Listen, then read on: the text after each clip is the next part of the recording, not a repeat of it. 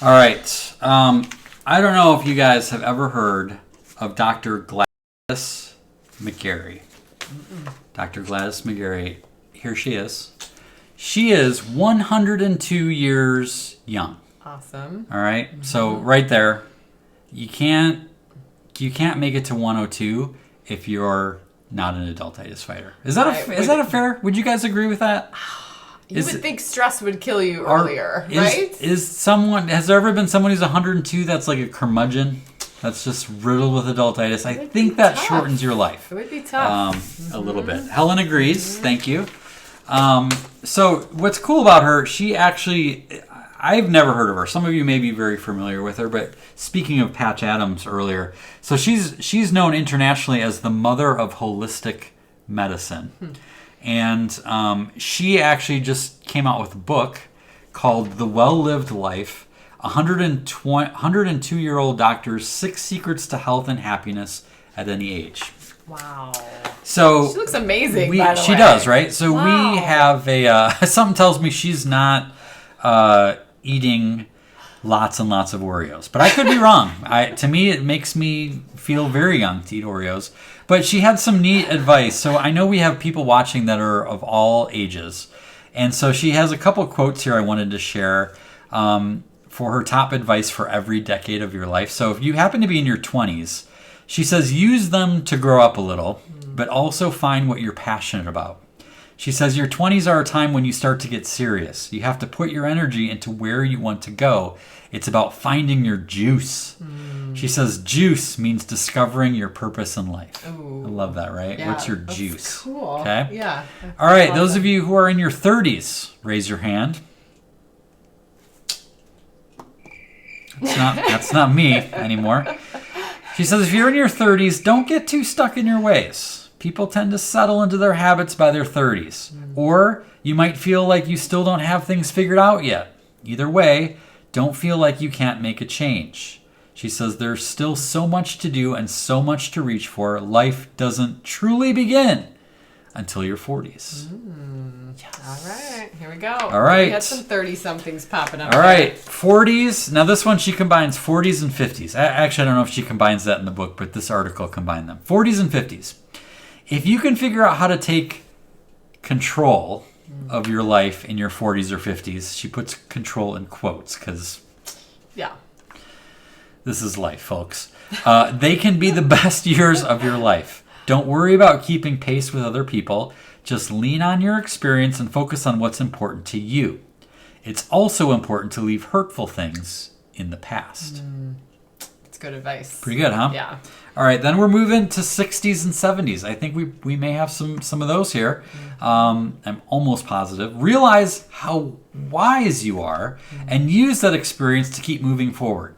70 used to mean you were old, but not anymore, especially from the perspective of a 102-year-old. Yeah. She says there's so much that is still there for you if you look for it. And then she also has advice for the 80s and 90s. And if you are in your 80s or 90s, please comment because I love you. And love that you're here. She says, remember, you can still change. And almost anything you want to you can change almost anything you want to and find new things to explore. Realize your inner child is still there and keep living. Awesome. Frankly, that's one of the things I notice about many older people is that they get stuck. And I'm like, I want to be one of those people who's like still trying to be curious, still tinkering with stuff, trying on new things. And so I wish that for you.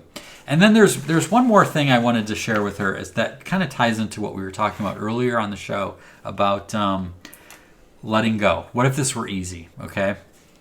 So she talked a little bit, I think, in the book about a divorce she went through when I think she was maybe in her 40s. And she said it took her a couple decades to really get over it. And so one of the things she talks about is letting go. She said, the happiest and healthiest people I know are able to let go of things or experiences that no longer serve them. Life is too short to ruminate and consider the same thought over and over again. And by doing so, you're essentially torturing yourself. Wow. Think about that. That's like, that hits, that's valid. right? Yeah. So she talks about this thing that her mom taught her.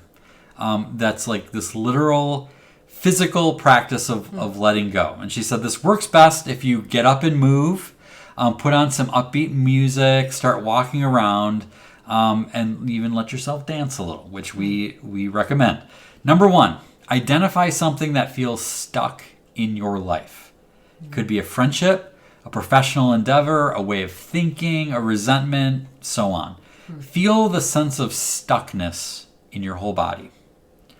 Then, number 2, imagine that you could hold this stuck thing in your hand. You might even feel one fist get tight. Just hold on to that tightness. Squeeze your hand like you're holding on to that stuckness.